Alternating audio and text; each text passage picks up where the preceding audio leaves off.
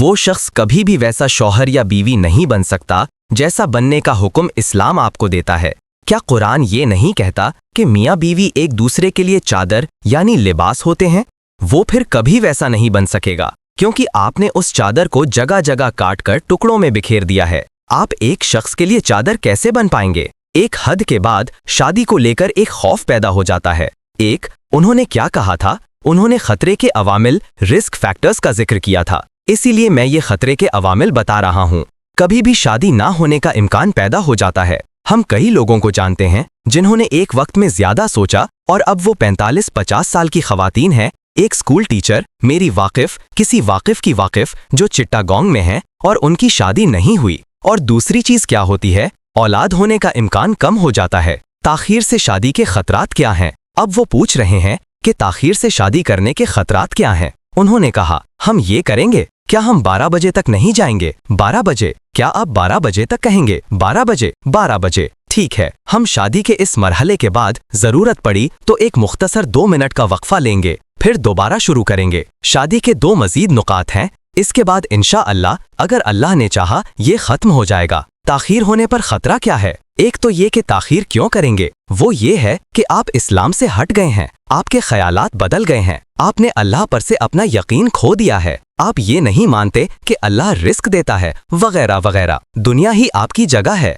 आप सब कुछ यहीं चाहते हैं, आखिरत आपकी जगह नहीं है, वगैरह। आपका नजरिया हयात, वर्ल्ड व्यू बदल गया है। ये सब मैंने बताया। अब खतरा क्या है? ताखीर से शादी करने का खतरा क्या है? पहली बात यह है कि जो लोग इस तरह की जिंदगी गुजारते हैं, जैसा कि मैंने बताया, जो तस्वीर मैंने आपको दी जिसमें ड्रामा, सिनेमा, लिविंग टुगेदर, जिनसी ताल्लुकात या दीगर सब कुछ चल रहा है, वो एक तरह से हमेशा के लिए नाखुश हो जाते हैं, क्योंकि उन्हें बहुत सारे लोगों का तजुर्बा हो जाता है। मिसाल के तौर पर एक लड़का है जिसका 10 गर्लफ्रेंड्स के साथ उठना बैठना रहा है, या वो दोस्त थे, भाभियों के साथ गपशप की है। बेपर्दा खानदान, बेपर्दा इस्लामी या गैर इस्लामी माहौल में जो होता है। अब उसे किसी लड़की की आंखें बहुत अच्छी लगी हैं, किसी और लड़की के बाल अच्छे लगे हैं, किसी और की हंसी अच्छी लगी है, किसी और का रंग या फिगर अच्छा लगा है। अब ये सब कुछ एक ही बीवी में पाना तो नामुमकिन है ना? इसलिए वो हमेशा खुश रहने के बजाय हमेशा के लिए नाखुश हो जाता है। लड़कियों के मामले में भी यही बात है। वही चीज, वही बात। मैं उल्टे तरीके से लड़कियों के बारे में नहीं बता रहा हूँ, मुझे वो कहते हुए थोड़ी शर्म महसूस होती है। फिर भी हम अभी भी ये सोचने की कोशिश करते हैं कि वो निस्बतन पाकीज़ा हैं। सोचने की कोशिश करते हैं, यानी कोशिश करते हैं। हकीकत में क्या है ये तो अल्लाह ही बेहतर जानता है। तो खैर, मैं लड़के की ही बात कर रहा हूँ। अब जब उसने शादी की और अगर उसने पोर्नोग्राफी देखी है तो फिर तो वो एक्शन से भरपूर है। समझते हैं ना?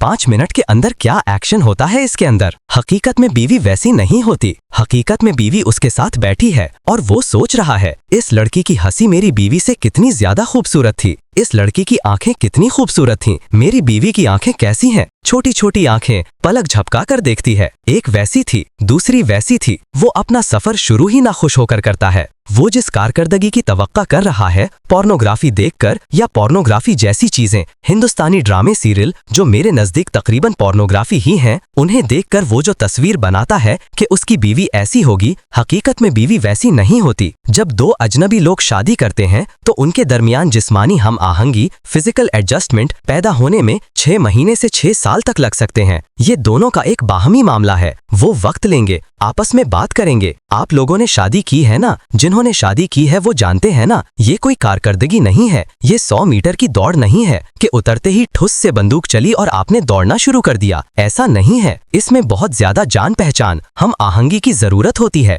एक दूसरे को जानने की जरूरत होती है। आप तो सही से नाम भी नहीं जानते, आप उर्फी नाम जानते हैं, असली नाम नहीं जानते। शादी की रात पूछा, असली नाम क्या है? या असली नाम जानते हैं, उर्फी नाम नहीं जानते। क्या तुम्हारा कोई और नाम भी है? आप कैसे कारकर्दगी दिखाएंगे? समझते हैं ना? लेकिन आपने तो देख रखा है कि वहाँ 5 मिनट के अंदर दुनिया का सब कुछ हो जाता है। होता है ना? फिल्म में 5 मिनट के अंदर सब कुछ हो जाता है ना? अब आप सोचते हैं कि आपकी बीवी 5 मिनट के अंदर आपको सब कारकर्दगी दिखा देगी। कैसे मुमकिन है? आप हमेशा के लिए नाखुश हो जाते हैं। ये आपकी नाखुशी का आगाज है। इसके बाद क्या होता है, एक वक्त के बाद आप उस दूसरे की हंसी, दूसरे की आवाज, दूसरे की ये ढूंढना शुरू कर देते हैं या उससे लुत्फ या खुशी लेना शुरू कर देते हैं। आप परकिया गैर इज़्दवाजी ताल्लुकात में मुलव्विस हो जाते हैं। आपका एक शख्स के साथ रहना मुमकिन नहीं होता और इसी रास्ते पर चलकर आप तलाक, डिवोर्स की तरफ जाते हैं। ये मैंने उमूमी अंजाम बताया। मैं अपने ही उम्र के ग्रुप के मुझसे 4 साल छोटे एक लड़के की बात कर रहा हूँ। वो किसी जमाने में मेरा बहुत करीबी था। मैंने उसे पढ़ाया था। जब वो इंटरमीडिएट में था तो मैं उसे ट्यूशन की तरह पढ़ाता था। उस लड़के की फर्ज करें 2 शादी के काबिल बेटियां हैं। उसकी बीवी एक इंग्लिश मीडियम स्कूल में सुपरवाइजर की नौकरी करती है। टीचिंग जॉब नहीं है, दूसरों की निगरानी करती है कि कौन क्या कर रहा है। अचानक एक दिन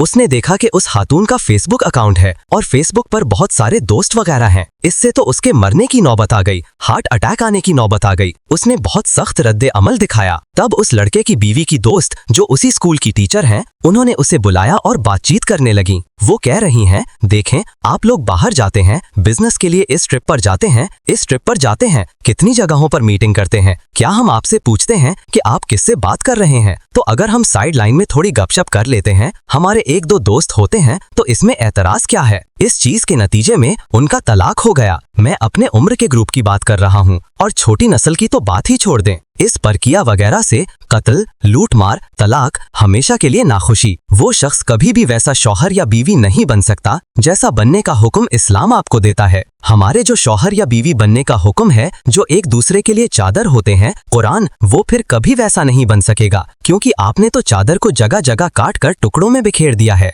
आपने अपनी तबीयत, अपनी दिलचस्पी, अपना लगाव, अपनी मोहब्बत 100 जगहों पर छोड़ दी है। अगर इस्लामी शादी होती तो क्या होता? एक लड़का या एक लड़का, चाहे वो देखने में कैसा भी हो, वो मुनफरिद है, यूनिक है। ये जानते हैं ना, मुनफरिद का मतलब क्या है? इस जैसा दूसरा कोई नहीं है, बिल्कुल उसकी उंगलियों की तरह। दुनिया में किसी और की उंगलियों के निशान नहीं है, ठीक है ना? तो वो एक मुनफरिद है और इसके अंदर अल्लाह ने यकीनन पसंद आने वाली चीजें रखी हैं। यही तो कहा गया है कि तुम्हें जोड़ों में पैदा किया गया है ताकि तुम सुकून यानी सकीना हासिल कर सको। अगर दुनिया के इतने सारे लोगों को नहीं देखते, चाहे लड़का हो या लड़की, नहीं जानते, मवाजना नहीं करते, जायका नहीं लेते, तो आपको अपनी इसी बीवी को, खा वो बिल्कुल काली ही क्यों ना होती, हीरे जैसा लगता, क्योंकि आपने जिंदगी में सबसे पहले इसी को देखा, सबसे पहले इसी को छुआ, सबसे पहले इसी का जायका लिया। आपकी जिंदगी में और कोई बाब नहीं है, समझते हैं ना?